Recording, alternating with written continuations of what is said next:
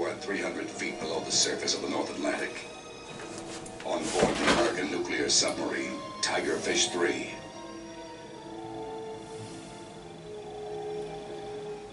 Your destination, a secret outpost at the top of the world. Ice Station Zebra. Take her up.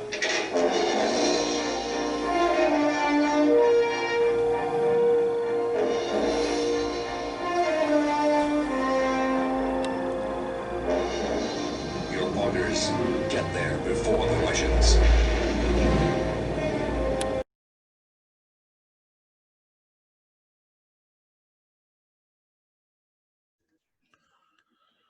Well, hello YouTube, and welcome to another film review. And this week it's the DVD review. It looks like we're going back a bit into some of the older stuff. It means a lot to me. I grew up on this. It might not appeal to the younger ones, but this film is a pleasure to watch. It's a man film, I suppose. There's no women in it at all. There's no romance. It's straight Cold War thriller. 1968, Ice Station Zebra. Simply for me, a classic. I have to say, we've got quite a bit to cover about this movie. There was a lot of. It was made in 1968, and they actually restructured most of the cast in this. It's based on an Alistair MacLean book, a Cold War espionage thriller. It's got it all in Russian paratroopers, American secret base in the Antarctic, the North Pole, the British MI5, Patrick McGowan, Jim Brown, Ernest Borgnine. I mean, what a star cast. And Rock Hudson. Rock Hudson was cool back in the day. I loved him in The Martian Chronicles. And his career had been a bit bad. He'd been in 4 comedies and all flops. Now, originally, Gregory Peck was set to star in this, but I think he dropped out or whatever, and they brought Rock Hudson in. But it doesn't matter.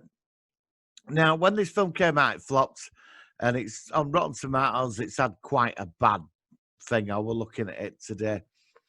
But over the years, the film has gained a cult following. Now, there's something about this film that keeps drawing you in. I've had this on DVD for quite a while, and I've not watched it in, must be a good 10 years. And I watched it last night. I thought, yeah, go on, I'm going to give this a go. And I just simply love this film. I mean, there's no bullshit with this film. It is what it is. I mean, it's straight to the point. They're on a mission, and they've got to get to Zebra to get hold of this capsule that came from outer space that the Russians put up there.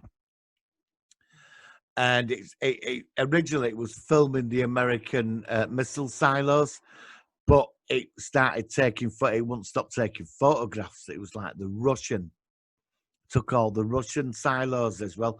So this satellite that came down that crashed at wrong place, crashed near Zebra. So obviously it was a race to get there. This piece of film is so important that it will give one side the advantage over the other, because they know where all the weapons are and all this. And you get Captain Faraday, Rock Hudson. He's in Scotland in a bar, and he goes upstairs to a room. He meets this guy from the government, and he says, look, you're going on a mission. I can't tell you the full thing, but you've got to get to Ice Station Zebra. Now, Ice Station Zebra is like this ice pack research station. Monitors the weather at North Pole, but this satellite come down, because the film starts off with this amazing shot of this satellite sort of coming down into orbit, and it's all been scanned by different radars from Russia and America. And it's just a great opening for this film. So, like, they get on the submarine, and they get on the sub, and they all start, like, he got his orders from this, like, admiral or government official. And people start coming aboard. They get a team of, like, young Marines. They've got to get them on quick.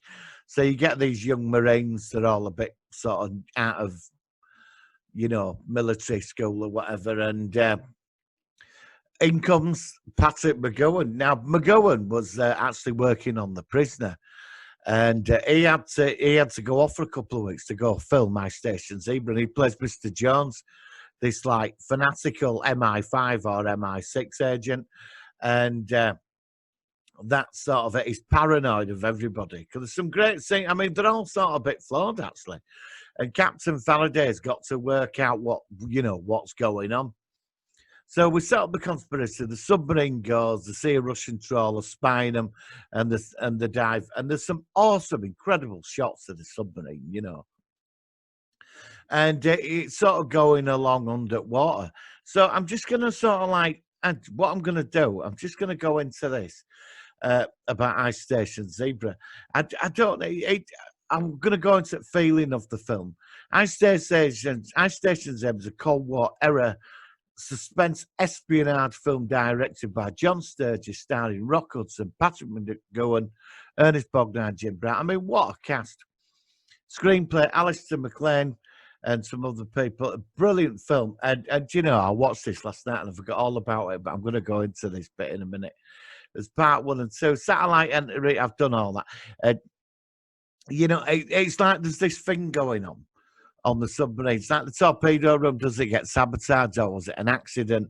The pickup Ernest Borgnine's character. He's like this Russian who's turned against his own government, but he's a double agent. And they're all on the way. I mean, all these characters. I mean, Patrick McGowan's just so intense in this film. And they get to Zebra. And they're all looking around. I mean, they've had a few problems. There's a great scene with submarine where when water comes into the torpedo room, starts going down. And there's a fantastic shot with the nuclear reactor room, like handles. And they're like pushing them up. It's quite futuristic. For the time, they've got like this TV monitor, how they drive the submarine. It's like lines on this TV thing, and they've got a camera where they look outside. But the shots in the ice pack are incredible with the submarine under the water. So it's they go to this drift ice station, Zebra, which is like there's these people there, but there's like what's funny is that when they all the spies are on the same plane to go up and get this satellite, this capsule that's come down. I mean, they're all the Faraday and Halliwell, not Faraday, Halliwell and this other guy. And obviously there's been a bit of a shootout and somebody blows part of Zebra up to kill everybody there so Russians can pick them up. So, but the film, it don't get boring. It's quite, I don't know, sometimes I wonder about Rock Hudson's character. You think he's a bit gullible, but he's not. He's way ahead of the game. Because they're not allowed to tell him. All his job is to get him there. And when they get there, it's like, this is the bit I forgot about when I watched it last night. I was sat watching Ritz Submarine. They just got to Zebra. And they surface, because there's like this big thing where they're trying to surface through ice and it's too thick. And when they finally get through ice, and the musical score for this is beautiful. I just love the music. So, and the submarine is great. It's quite, I don't know, something a bit futuristic about the submarine inside. So when they get the conning tower comes out of the ice, right? What's amazing about it, interlude comes up, and it just like there's this interlude in big letters comes up for about 5 or 6 minutes. And I was sat there and I was going, what? There's this big, massive interlude in the middle of the film. It says it in big letters, and I forgot all about it. Music's kicking. Da-na-na-na, this great music. And so I went off, I made a cup of tea, I came back, and I watched the second half. And they're all running around the base looking for the there's one of them's got a scanner to find the capture, but somebody's altered the frequency, so they can't find it. But another spy's gone and hidden it, and Patrick McGowan's character finds it. The Russian guy turns, Ernest Borgnine knocks him out. Jim Brown, who's this Marine, they all think he's a spy because he just turned up in transit. There's a bit of a shootout, and Patrick McGowan sort of kills the wrong person. And Borgnine's Vasily Borgnine's character, he's sort of like waiting. Anyways, the submarine surfaces, and they're all looking around. And Rock Hudson, Captain Faraday, works it out. He puts his hand inside the petrol thing because like oil and that, it don't turn cold, does it? It don't go solid. So he finds the detonator. Well, the other guy's got the scanner, and they find the capsule and they start melting through the ice to get it, but it's got a detonation in it. But then there's this great shot of these Russian MiGs coming in. I think for models at the time, this was very impressive stuff. And they're really going to shots of these like flight scenes with these 5 MiGs, and they fly over the submarine, then there's more MiGs, and then there's like transport planes to drop in, the Russian paratroopers, snow troopers. And Alf Kajelin plays is it Ostromar or something? He joins, he's like the head of the Russian paratroopers. And he's a great actor, he's Swedish, but he plays this great Russian commander. And sort of like there's an argument going on who owns this capsule. It's like the British created the camera, the Americans created the film, the Russians nicked it and put it into space, but it crashed in the North Pole. There's international treaties, and there's like a big debate, and then there's a bit of shouting. And Vasili's got, they tried doing a double switch with the film, but Ernest Bogdan, Vasili's character's got it. And they let off all these smoke grenades. He drives and does a runner, but Patrick McGowan, who's so intense, turns up. Big fight. Vasily's sort of like half dead, and like they get hold of the Russians, get the film, and there's like 100 paratroopers, and there's only a couple of Marines, and he tells this like lieutenant who's got his M16 on him. He says basically, look, if you're going to shoot me, you won't survive. It's like they've got to be careful that they can't cross the line. And it's quite intense because if it all kicks off, it'd be World War III. So he gets the film and he puts it in capsule, launches it up in there. Patrick McGowan, Rock Hudson says to Patrick McGowan's character, Mr. Jones, give them the film, puts his gun on, give them the bloody film. So he gives them the film, right? And that's it. Patrick McGowan's like, Mr. Jones, he's like, what have you done? And they put it in, they put it like helium balloon, sent it up for this jet fighter. This MiG is coming into like, how do you say? It's coming into view. Obviously it's going to like pick up the weather balloon. But as it's going up, Rock Hudson's got a detonator, which he found the Russian one, and he just blows it to hell. It sort of blows up. And that's how the film finishes. It finishes really quick after that. Because this film's quite a long sort of journey, and the interlude thing is amazing. I forgot all about it. Big interlude in this. It took me back to going to the cinema when I was a kid, when I stopped the film halfway through it. So what happens then? It's like the Russian guy, the colonel says to Faraday, well, my mission's partly complete and your mission's partly complete. And I'm going home, we're going home. And like Captain Faraday, Rock Hudson says, we're both a long way from home. But there's this sense of respect between them both. Because they're like, in this standoff, they played each other. One-upmanship through the whole situation, and who's a spy. And Ernest Bogdan's kind of Valster, he says, Rockwood says, take your man. They just leave him. It's like, just leave him on floor. And all these Russian pilots, they all go off, and they get in submarine. And it just finishes with like a teletype going, Russian and Americans save Ice Station Zebra crew. Which is sort of interesting, and that's how it finishes, but the music kicks in. But I loved the submarine in this. The submarine, it was so cool. The USS Tigerfish.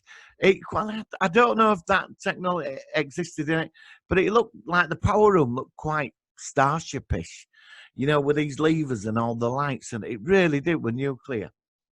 So Ice Station Zebra is an interesting film. A lot of people think it's flat, but it's not. I watched it. There's something about this film. Now, John Carpenter, he's one of my favourite film directors of all time.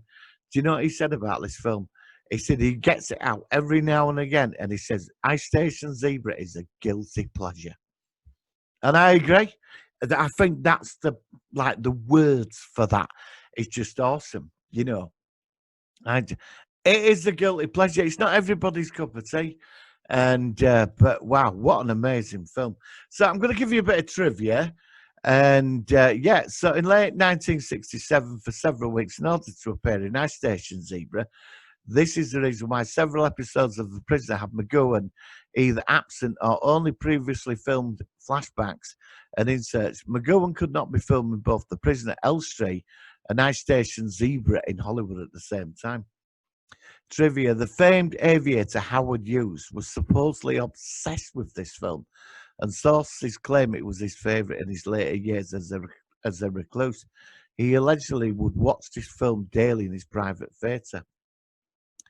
Trivia 3: the submarine used in the movies is a supposed nuclear submarine with the US Ronkel SS-396, a World War II Ballard diesel-class electric submarine that had received a Guppy 11A conversion number painted on the sail, was selected because it was from block of hull numbers cancelled at the end of World War II. Now, it says on Wikipedia, something like this did happen, but in Norway, something came down and both sides were after it. I will read it. It was only a bit about it with the CIA and the Russians that were after something. It was somewhere near Norway. And I've been trying to find more information about it, but so I suppose in a way it was like quite similar, this actual event. But Ice Station Zebra is a fantastic film. You know, it really is. And looks like this event, sort of an equivalent to it, did sort of happen. You know, I think it was 2006, what I was reading about it. But like the film itself, there's just something wonderful about the film. I mean, I suppose maybe because it's like there's no romance in it at all like that. It's just it's a get-to-work movie with military personnel and spies and politics and two great superpowers after this thing in the middle of this piece of film that can give one side the advantage over the other. I think there's like a sense of realism in it. I mean, Rock Hudson's character, like as Captain Faraday, he's not flat, but there's not a lot of charisma there. But you do warm to his character. He cares about his crew. He's a dedicated officer, but he's way ahead of the game because he knows that McGowan and Mr. Jones at Russia, there's something going on, and his mission, there's a lot more. And when it all starts coming out, he plays the final card beautifully. So, Ice Station Zebra, awesome movie. Please check it out. Honestly, I do. I've got it on DVD. There weren't many extras with it, actually. I'm a bit annoyed about that. Now, you can get it on Blu-ray, but only in Spain, apparently. Yeah, because I'd love to get hold of it in the UK. You know, on Blu-ray, because I can imagine I watched Voice at Bottom at Sea, and the transfer for that was amazing. So it's Tower of Inferno next on Blu-ray. Don't ask me why I bought that, but I did. I just want to sit through some of the classics, you know. So, guys, I will see you next Tuesday for a live show. I've just loaded up a couple of videos today. The podcast is on. So, guys, check the podcast out. A lot of hard work goes into it. It's well worth it. It's such fun. You know, I've had an amazing time making it. You know, this week we're covering Mars Attacks. So and it's quite funny how it's great. You know, me and Coke, we talk how we talk about films we've seen and the expert of that time. Brilliant. You know, so please give it a listen. Guys, yeah, stay safe, and I will see you on the next video. So here goes. I'm going to sort of like turn this off. But honestly, one of my all-time favourite movies. Don't ask me why. As John Carpenter said, this is a guilty pleasure. It really is.